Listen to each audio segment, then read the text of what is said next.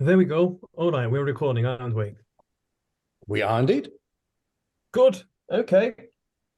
So today we're going to be taking a look at this beautiful tablet, which describes the purchase of slaves and workers, not exactly slaves. And, well, this is how it starts. So, in case you have not read the document, I briefly go over how, well, numbers work and does anyone has anyone read it? Does anyone know how numbers and wedges and full moons and half moons work? I'd appreciate an overview, so why don't we just do it? All right, all right. So basically, in this document, you have half moons, you can see them here, and full moons, so to say. Well, that's how I like to call them. It's quite an unofficial name for them. That's not what they go by, but I think it suits. So the half moon would be a single unit, so it stands for one. And how do you say one in Sumerian? Dish. So this then later becomes the, single vertical wedge that we call dish. Well, in these documents from Lagash, from Girsu, they are written this way. And then you have the full moons.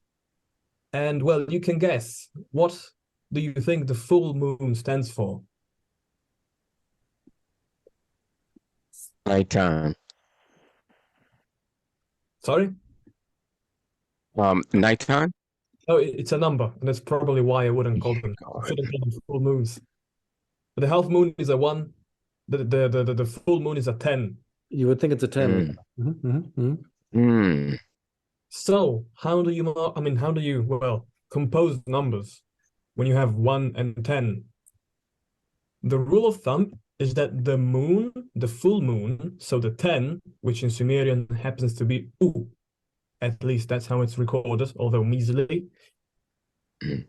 you first put the full moon, and then you put the half moons. So if you are to write, I don't know, let's say 15, how do you do that? You do 10, so a full moon, plus, and then you do 5 half moons. So 1, 1, 1, 1, 1. All right? Mm-hmm. So how do you write 14? So full moon and four half moons. Right. And there we have it. You have that. Hmm. Very good. So now you know. We can move on. Is that So a this is just, ma after the one? I'm having a hard time with that character, with that sign. it it is Oh, the cool. one. Okay. One ma na or nu? Mana, yes. Mana. Okay. So mana is it's often translated as mina. It's a measure. Oh, is that so? That's some kind of unit, like the mina of silver or something like that. Is that it? Or Right. Yep, yep. oh, Precisely what that is. got it. Is the next one a la, or how do I pronounce this one? It looks like a la, although the la is not slanted that way. Isn't This it a cook? right, it's a coup three or a cook. Oh, right. And the next one would be a sa, wouldn't it? Or It no, look it's inverse. Sa would be the other way around. well, it Oh, looks. so it, Mhm. no. I'm just rambling. Go I, I go ahead. I think I included it in the description in the Oh, vocabulary. right, yes. So you have it there. It's a luch.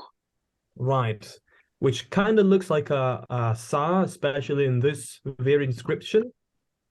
But as you said, sa is the other way around. So we're gonna have luch. Gonna have to how do you do this? Luch, which means to purify, doesn't it? Right. So we know that a lot of adjectives are basically verbs with a participle, a hamto participle at the end. So expecting such participle to be a. Would be ha or something, right? So you would think it's lucha or something. Correct, correct. So ha. So one mana, so dish mana, ku lucha. Good. Very Let's good. move on. Now, you might really much benefit from taking a look at the vocabulary. It's quite extensive for this one, especially in this line, but it is quite interesting. Hmm. Okay, hang on. Let me see if I can open it. Oh, yeah. Well, you But can the open, first two signs are pretty well known. right?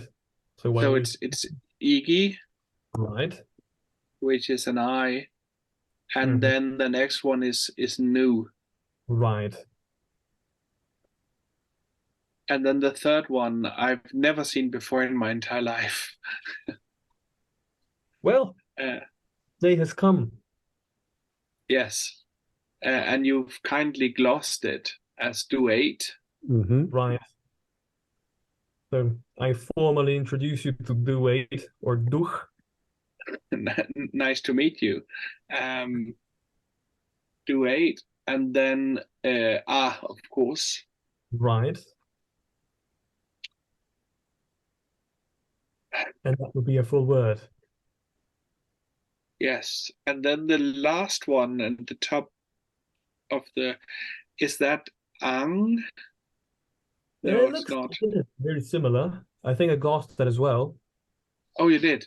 Sorry, I'm No just problem. um. Hmm.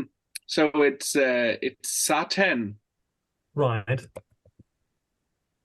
So there's two of them. Sasa. Sasa, yeah, and then that's B or Netu. It has so many readings. It's it's a D3, but it's also got the reading of Ne and Se and Easy as Yeah. well. Quite a practical one. Good. All right. Let's do line number 3 then.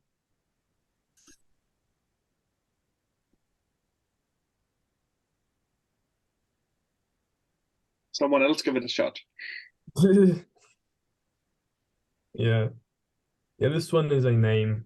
It's got the I mean the second character we know far too well. The first one is also one we're quite acquainted with. Yeah.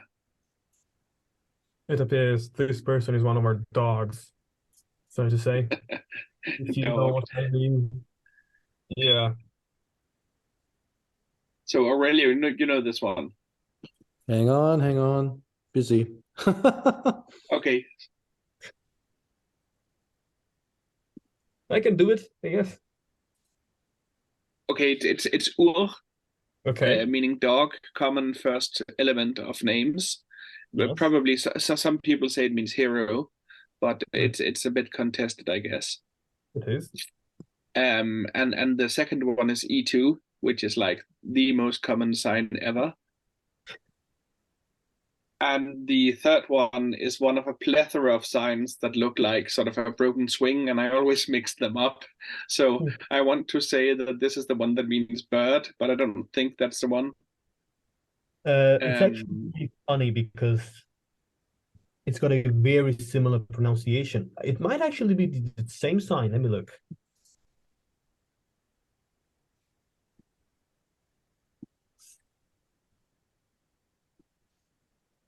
Okay, no. No, it's a different one. It's Mush 3. yeah, it has an extra wedge in it. Right. Okay, Mush 3. Someone is knocking on my door. 1 second, I'll mute myself and tell them to bugger off. We'll examine the next line in silence while we wait. Good, good, good. That was my plan, yes.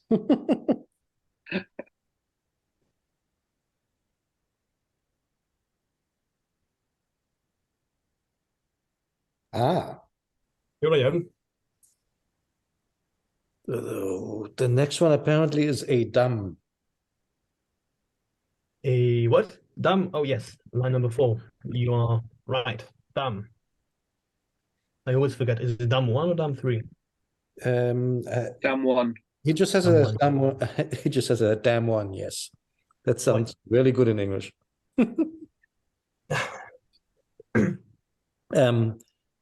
Yeah, thankfully it's right after Nin. That makes it easier in his glossary. Okay.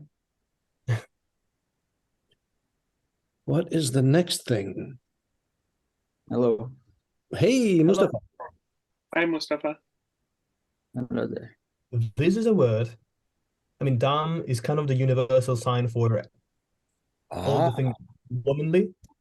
Dam means woman, wife, also some other things in different contexts. However, dam and the next one are the Sumerian rendering Of of merchant. Ha! sorry? Of merchant, tamkarum. Is that right? Oh, yes. That would be Gar 2, 3. Damgar. Yep. Gar 1, 2, 3. There's too many Gars. It's not 1. I think it's 3, but I'll just check. Not 2. 3. No, maybe. Is it? The gar is 3. Good, good, good. Yeah, it's 3. So Damgar is the Sumerian rendering of Damkaru, I think, which is a merchant Cool. in. Actually, Tamkarum is the Akkadian version of Damgar. Oh, so it's a lot from some. Eh? Yeah, Yeah. might be. Akkadian is first, right? Okay. And then A is the next one, and Munus. Mm-hmm. The next one could be A or K, since the A's are written similar before. So let's say K, but why K? Munus K? Oh, is that like a ergative and genitive together? Maybe. We'll get there. You're on to the right thing. Look, it's my country over here. What? Good Ooh, I think that looks like I love Italy. it. yes, That's you fun. will never find out. Sorry, I wrote also the next one. I got too excited. Okay, Where so is bar, it? and well, this is probably the most complicated sign in the whole Sumerian language for its numerous readings. If we do, then we get quite a few readings plus some more. And this was supposed to be a foot. I like to refer to it as the boot for patriotic, nearly nationalistic reasons.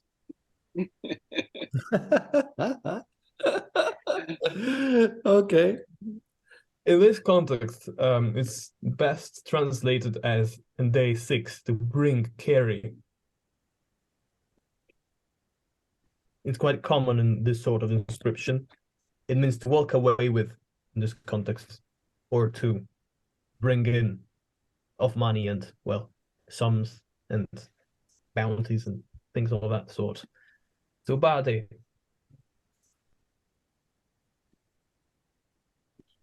Okay.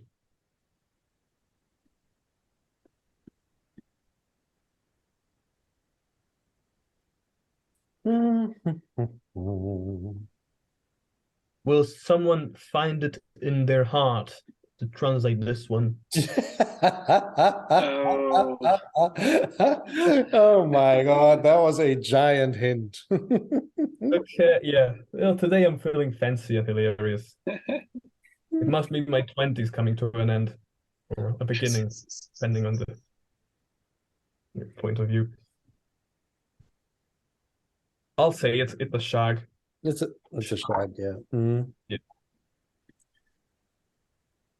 Next one is that.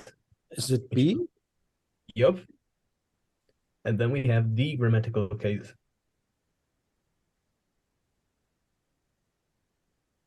It's a ta for the Right. ablative. Oh, of course. Oh, Yep, it is. okay. It looks quite not the standard, but Mm. you can kind of see how How you know, got there, yeah. yeah. Usually it's also stretched this way. It's quite. I mean, this time it's quite normal.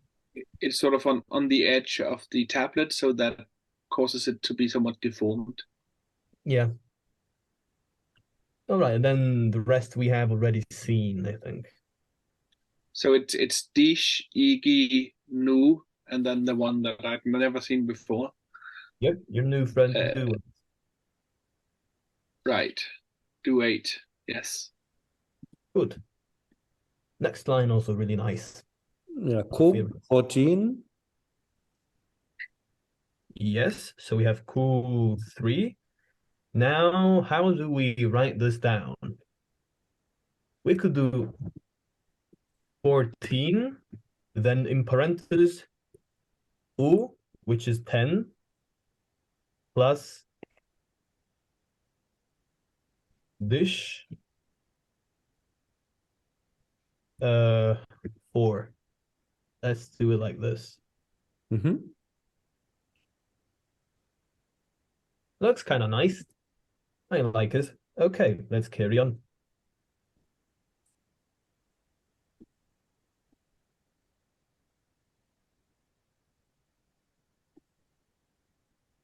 Where, my little friend, what What are you? in the world is that? We have actually already seen this. It's another measurement. Another measure. Hmm. I don't think I recall seeing that. Yeah, I wouldn't transliterate this for a couple shekels.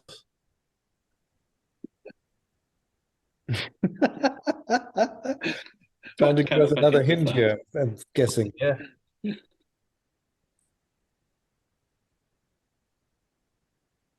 Then we have the weird G. Oh,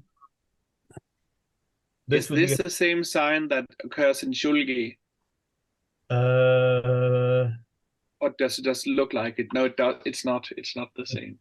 it looks like shul a little bit, but that shul Yeah, thing is it's bigger actually in size. it's bigger. Okay. This would be a gin or a ging 4. In How does Volk transliterate it? I'm now curious. I don't find it. Sorry?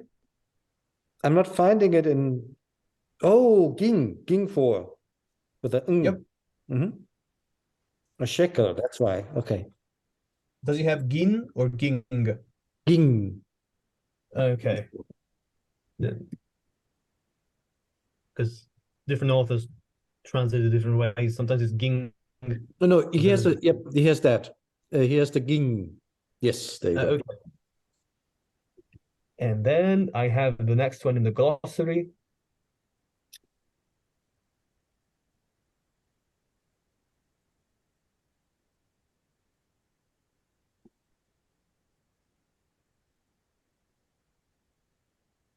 it's Udu. Looks similar. So there's something Okay, it's not Udu. that resembles the sun, but yeah, I think it's the last word in the glossary. Oh, so it's Kam. Yep. Should be. Can you go back to that gloss for a moment? Sure. It's that come? Come, yep. Doesn't look anything like it, does it? You can sort of see the frame here, and then you have the thing in the middle, and you kind of have the same. My God. Yeah, okay. All right. There's something like, it's like topology, you know, as long as you can transfer object A into object B, as long as you use like linear transformations, you can stretch it, you can basically skew it. It's like a math problem. I'm starting to get it. It's just have to have the same number of strokes in roughly the same orientation, but everything else is up for grabs. I'm starting Yeah, to that's why you have so many different kind of variations and it's just very different, you know, from okay. Well, they could standard, so Yep. good for So that. this is a moo. This one I can identify. And then we're giving Right, and then we the have mood again. So let's make Ooh, it your day. Mood day. very good. Okay, moving on. This sounds and looks way more complicated than it is. I have it in the names in It's the our glossary. friend Ua. Yep. He's a good one. He rises from the ground up. Oh, it's key. Yep.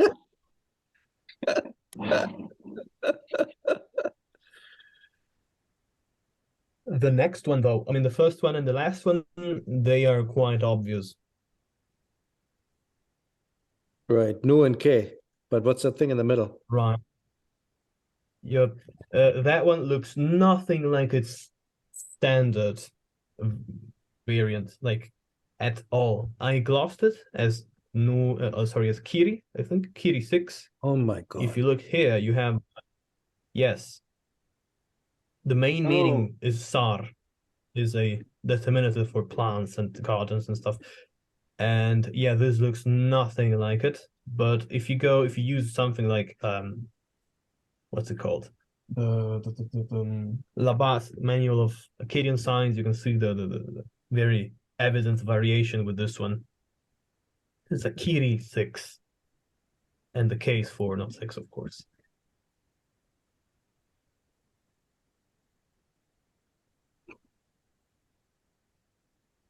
Yep. Okay. No kirike. Bade? Is the Kiri means Kiri 6 means garden? Yep. Okay. Yep. Next That's one, yes. Bade. And logically, this would be a period, as in these is a sentence, actually more than one. From the next line, as in from this to, well, this, that's another one. I mean, this is a sentence, and now begins another one. So we can either translate what we have, and that's probably useful for understanding how this is gonna keep going, I think. So I think we should translate what we have. Right. Okay. So okay. one mina, purified or washed. Right. So let's do the grammatical glossing first. So Yeah, luch. that's the verbal form, and then the R that Right. makes adjectives or participles. So the ku, is that metal or silver? Silver, right? Yeah. And luch we know is to purify, and then we have the Maybe it is just a metal because especially for, I don't know, especially for silver, mostly use the other languages, kubabbar or kubabbar. Yeah. right. Although 3 can also mean silver by itself, and I think as bargaining kind of good, silver is somewhat more common than iron or any metal of that sort. No, iron is. So I think in this case it's still silver. Okay. But that would make sense as well. So one mina of purified silver. Correct. Very good. This is gigantic. Okay. Good. So now we have this. So I wrote it in the glossing. Igi nundua is unskilled worker, so one who does not open the eyes. Igi duch is to, again, open the eyes. And the meaning would be who doesn't open the eyes to Ba'u. So Ba'u is one of the main deities, divinities of the city of Lagash, where this tablet was presumably written and then later dig down. And well, it appears that in some former moment it was thought that Igi Nudua meant a blind worker, although I honestly can't wrap my head around like how would that be helpful in any context, having a blind worker. So that always struck me. But in a few books, including some I still use, is that it is still understood as a blind worker, although it appears the expression is not about being blind, but about not having the eyes open and looking at Ba'u, so one of the gods, which would be a synonym for unskillfulness. That's how you say it, probably. So a unskilled worker. Let's just keep it at that. Maybe And it is just maybe it's just related to being knowledgeable. yes, yes, that would be a good explanation, I think. So Being knowledgeable. Because, yeah. sometimes you see the R, sometimes you don't. Um, they are clashing vowels, so sometimes it disappears. But yes. So Igi Nudua is best, I think, understood as a unskilled worker. Very cool. Okay. So Igi Nudua, I'm gonna gloss it like this. Sa de. You had glossed it, I think, to buy. Yep. If you guys want to read, or we're gonna go over what I wrote about expressing finality and non-person beneficiaries with verbs, that would be grandly helpful here. So in Sumerian, we know how to say for someone or for something. We know that we have to use the dative if we want to say for the king, and we have to use the directive if we want to say for, I don't know, the temple, for the kingdom, anything of that sort. One thing we have not really elaborated upon is how to say for doing something, so for a verb, in order to do something for something. Oh, cool. I see. Thing is, one, I probably use some grammatical case, and to that I would reply yes, although the nature of cases restrains them to being used with nouns. But the thing is, non-finite verbs and verbal constructions are morphologically closer to nouns than to verbs. So you can still use grammatical cases with non-finite verbs. So if you don't have a finite form, so a conjugation prefix, then the verb is not, basically it's closer to a noun. For example, if you have the verb to build, do three. If you see it that way, it could mean to build, but also like construction, basically, like the construction of something. So it's closer again to nouns in that regard. So for this reason, you can use grammatical cases with such elements of grammar. And what grammatical case? Well, you cannot use the dative because the dative is only to be used with person class beings, while the directive can be used for that reason. So for this reason, if you want to say in order to build, for building, then you have do three right? The thing is, for building carries by itself no notion of temporality. It says us nothing about whether the action is complete, whether it is not, etc., etc., etc. So it can be translated as for construction, for building in general, like evergreen rule. However, if we want to say that we are to build something anew, something that does not exist yet, we might want to add the maru imperfective participle, ed.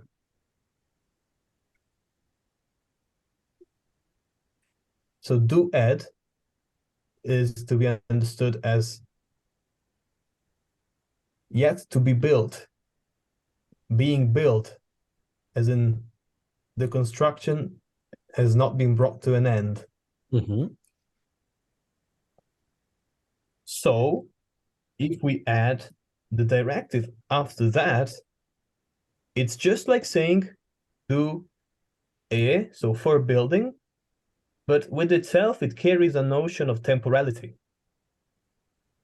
In order to build something that has not been built yet. So it's not in general for building.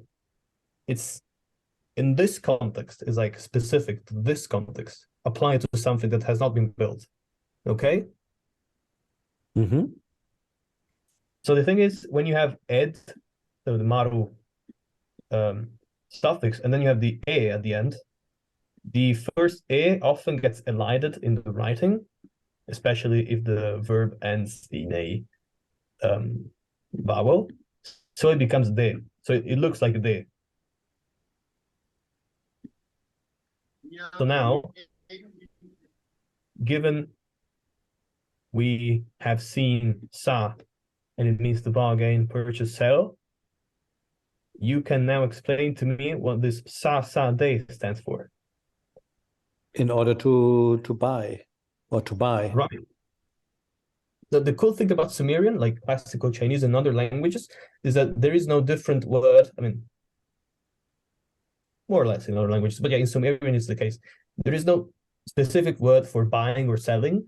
It's one, and depending on the context and the suffixes and prefixes it's used with, the meaning can alter from buying to selling. So I would translate it with bargain for a more neutral meaning, but in this case it's actually to sell. Got it. For the purchase, this sa is a reduplication verb. It's sam and it becomes sa. So it's reduplicated for that reason. So sa ed e directive.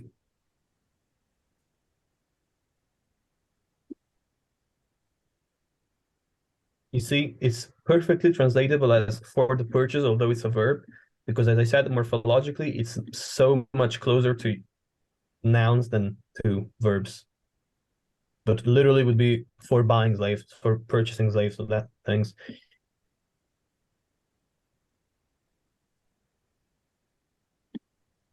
Good. Now we have a guy. Emush. Yeah. Now we know that. Actually, you had glossed that one as, what was it? A man of the marsh or something? The holy Of the area. holy area. Sorry, I messed that up. Man of the holy area. No problem. Yeah, it's mush. Emush is a holy area. That's where I got the marsh from. I was just thinking, like, where did I get that from? Oh yeah, sure, of course, mush. Too funny. So in Ba'u, you have a couple of holy areas and some, how do you call them? Some places that I think that this very tablet was found in one of them. 2 institutions, that's what they're called, and one of them is the Emush, I think. Yeah, I remember now. We had that at some point. Mm-hmm. Sounds Yep. So Hur Emush, and who is he?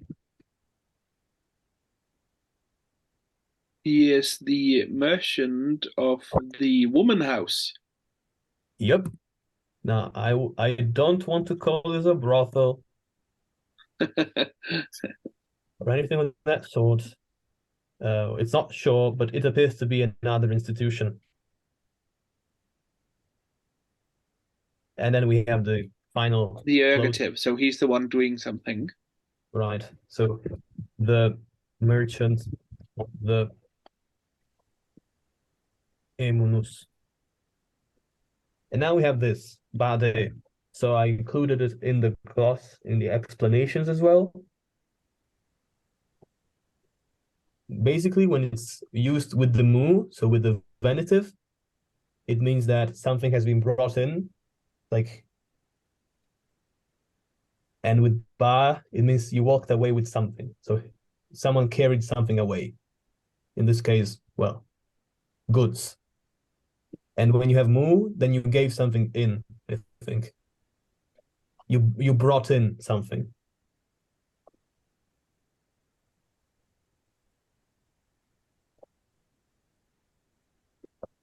So ba, in this case, ba now we know it can stand for the passive when it's used with non-transitive or with a non-transitive conjugation, or it can stand for well, the dative and things of that sort. In this case, it has a locative terminative meaning connotation, I would say. Or it can just be translated as for himself. De is a transitive verb, so it requires an agent. So there is something present in the verb which is not written.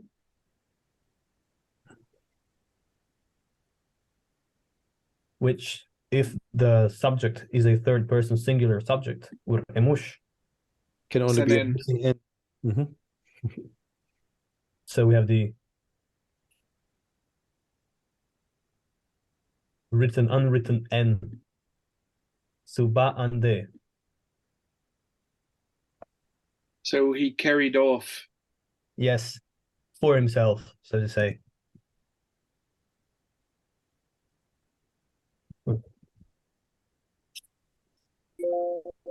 Carried off, let's just keep it at that.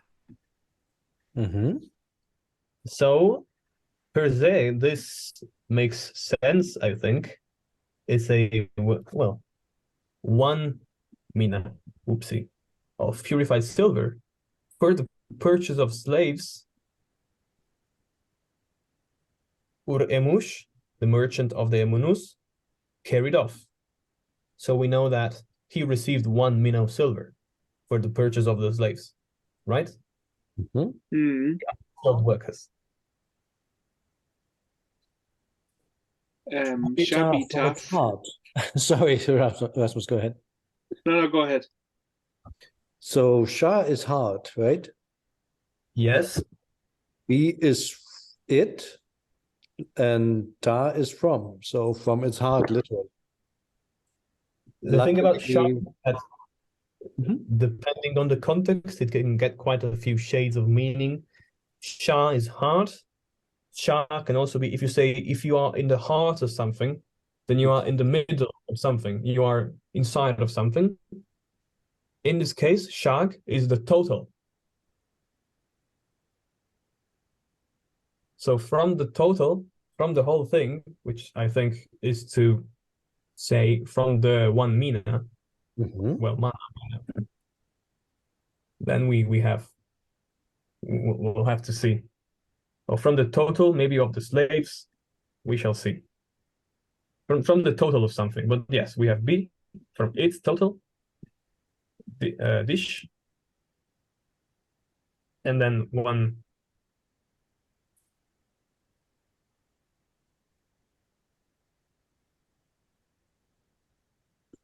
So how do we translate this line?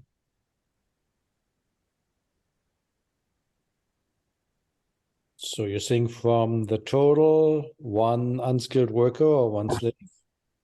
Yes.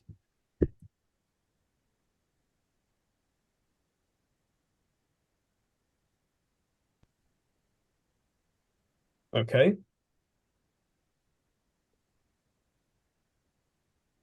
Income. Let's go. Let's see this. All right. So ku, what is that? Silver. Right. So kug. Then we have 14. What is the kam? I think I put it in the glossing. It's the contraption of something. It's a ligature, so to say. Probably Akam, isn't it? Right. Yep. Yeah. So let's translate literally. Kug, silver, Mm-hmm. 14 gig. shekel, 14 shekel, or so the 14 kug. shekels. Mm-hmm. It was, And then it was basically, right? It was 14 shekels of silver. so the meaning would be from the total one unskilled worker who is 14 shekels of silver, whose price is 14 shekels of silver. How many shekels in a mina? Oh, I have to do some quick maths now. I think I can come back to that later. I always get confused with them. I will. No. I do have a paper with all the different changes and stuff and the standard values. So I'm gonna send it to you and we can work with that. Well, I have it written somewhere. You guys carry on. I'll check real quick. Okay, Wikipedia claims. I think there are 60 shekels to a mina. Yes. Very cool. And a mina is 1.25 pounds. Right. Yep. 1.25 pounds, 0.57 kilograms, 570 grams, almost 600. That's about 20 ounces. An ounce is about $15 of silver. I mean, 20 times 50. No, never mind. Yep. Yeah, no problem. Yeah, we can talk about that. It's actually very interesting. So, of who is of the value of 14 shekels of silver. Mude. So here we have the opposite. It didn't bring off. It did not walk away with. He gave in. The slave, right? So yeah, he delivered or gave. Yep. So he delivered. I have a question in the chat. I was taking my daughter to an appointment busy morning. No problem, Chuck. I'll see you next week if you'll make it. And I hope you enjoyed.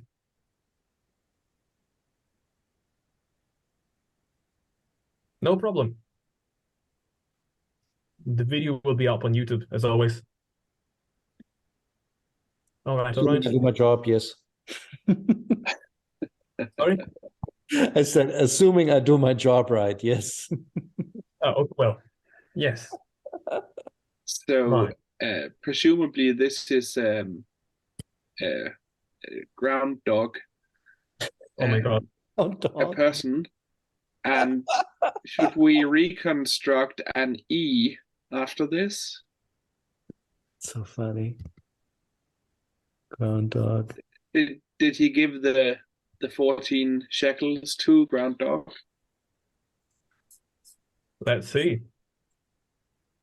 Who is the brown dog? Sorry, the ground dog. Oh, he's the Nukiri, so he's the gardener. Mm-hmm. And you might be asking, why is that? I mean, why is there a K? Like, why the gardener and not off the gardener? Oh God. What did you just Oh, send? so the Nukirik. Yep, that's why. Yeah, because Nu is there is some speculation that Nu may be a mutated form of Lu. I remember reading. So Yes. it's the man of garden.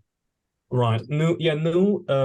So Lu, the thing is, Lu is used as a determinative for manly jobs, while Nu is a forming part of like job names.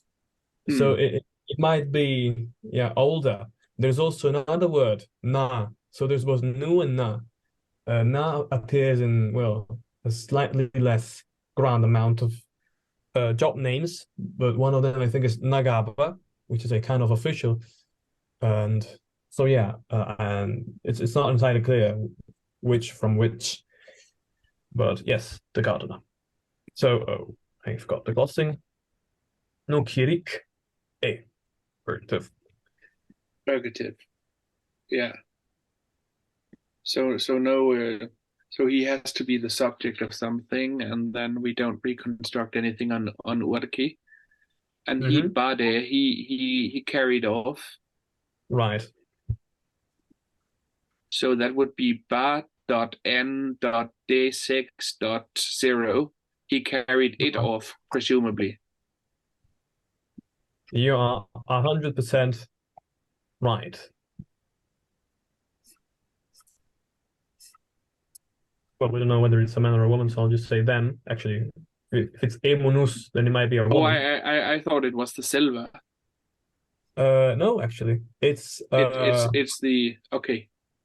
from the total, as in of slaves Hmm. being sold, Ah, right. one unskilled worker. So I'm actually gonna put the episode here. Of the value of 14 shekels, he delivered the ground dog, the gardener. He carried, well, him or her off, them off. Yeah, Nice, very nice. very nice. We have a few minutes left. Do you guys think it's fair to go on, or should we stop here? I think we could leave the other half for next. Makes Right. sense. Yeah, I think I will. Let's do it properly. Oh. I mean, Sorry, I didn't hear you. I said, let's do it properly next time. I agree. He still Yes. has 6 shekels left, so Yeah. So we'll have to wait 14 days to know what he spends his extra shekels on. Whether he goes boozing. what what a cliffhanger. Okay, we'll find out. Okay. Well, some of The we are adventures older of by then. Ground Dog to be continued. Right. I'll change it back to Urkir, so like people like that. Yeah, probably better. Yeah. Why do I imagine this gold chain with a giant G now, like on his chest, like well, no. It's something that always struck me. Like we know the names of people, but we don't know anything about them unless it's anything that has been taken to the court. So like marriage decrees or disputes of any sort. And then we start thinking, oh, those people were probably thugs. So we imagine them to be, again, some sort of thugs. But maybe they didn't intentionally make the crimes they committed. So maybe they were wrongfully detained. I don't know. It's so interesting, and we know nothing about them. And they are, as people, are so multi-dimensional, and we just kind of see one shade of them, only one direction.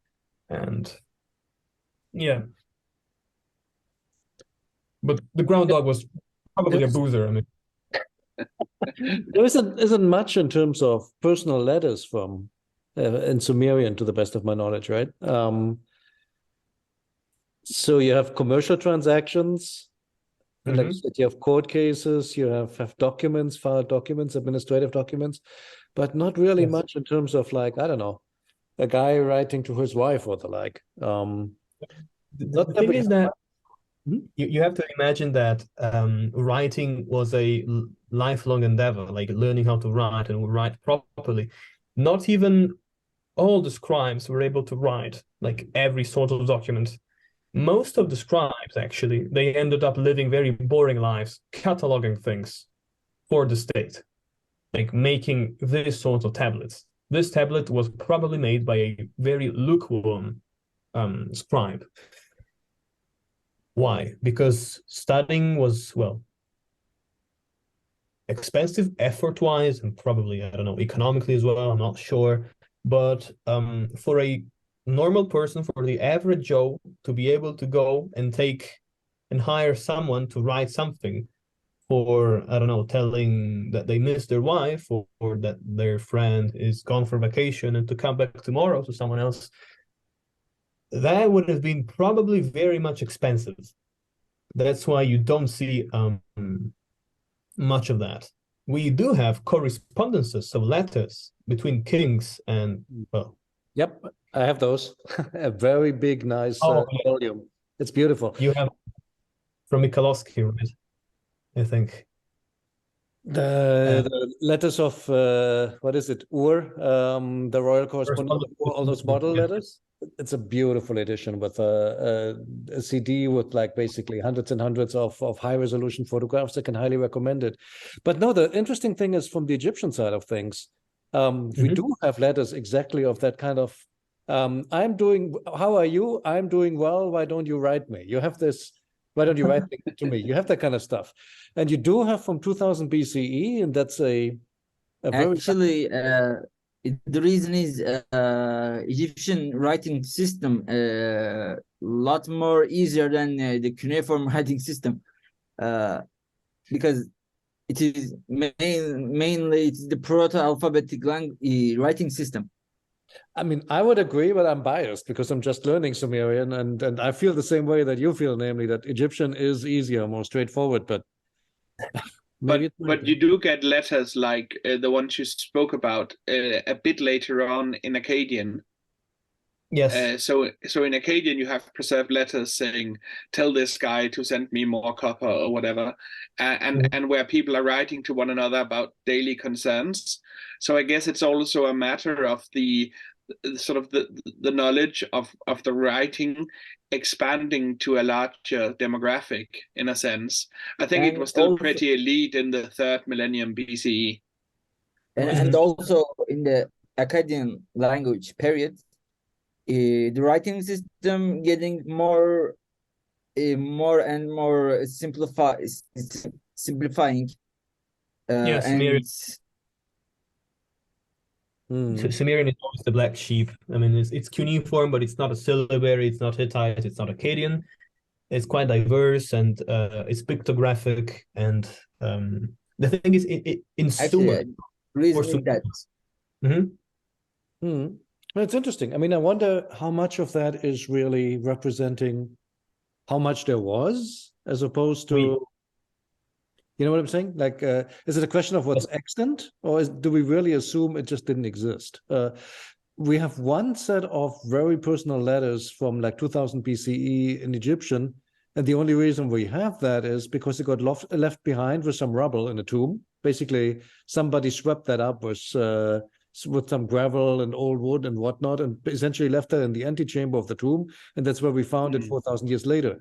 And when you go through those letters, the Hekanacht letters, I mean, they're extremely personal. He's writing to his steward at home, basically, you should be doing this, you should be doing that, exchange this for this much money, make sure you get this, don't be lazy, this is not a year to be lazy, and please get off my wife's case. She keeps complaining because you're mistreating her, you shouldn't be doing that, you know what's good for you, please pay attention. And there's like a whole cache of letters like this. But we wouldn't know about this if this one example hadn't by chance survived. There must have been innumerable amounts of those, but most of that stuff basically is long gone. And this one example, like I said, got left in a jar or something in a tomb, and that's why we have it.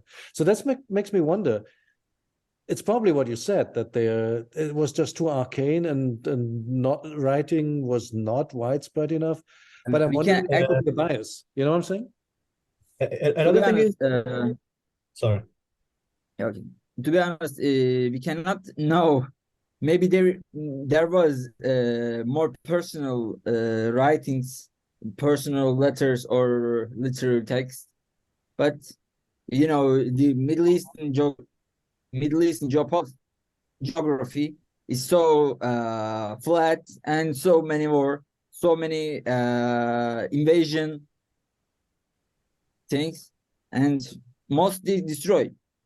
And maybe there is still not discovered, but yeah. And another thing is that Sumerian literature is basically by nature oral, as in everything we have written literature-wise, I mean a big chunk at least, is it actually comes from the exercises of scribes.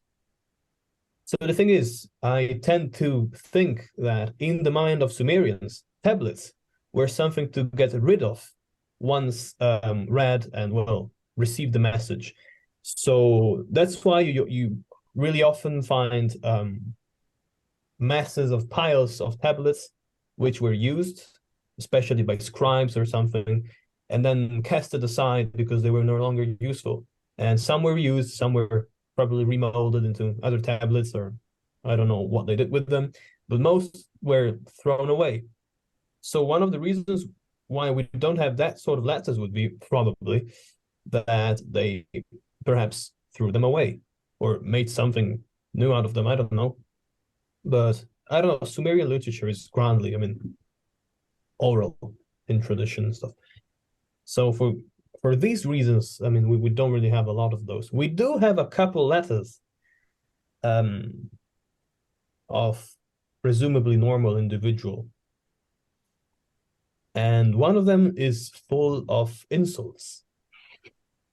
The way I imagine it is a very wealthy guy got really mad at someone. Now, they don't tell us the reason, which is now that they are really mad because they keep insulting them in the letter. It's about, I think, 40 lines long, and it's all, again, it's basically all insults. So maybe he was really rich enough to be able to afford that. And that's the only letter I can think of. Cool. Maybe we'll get to that someday. I mean, after Volk, I would like to do some letters of, well, correspondence between the kings, and maybe that one with the insults again. It's no, I mean, they're not insults in the modern way. I mean, their insults are very much puny to us. They don't look anything like ours, but yeah. All right, so I would conclude the lesson, and Thank you, Gabriele. Thank you as always. And no happy problem. birthday. Thank you. And happy birthday tomorrow, yes. I hope you have a great day. Thank you, guys. Thank you, guys. Happy birthday to So, See you next week. good night. Bye. Bye-bye. Bye.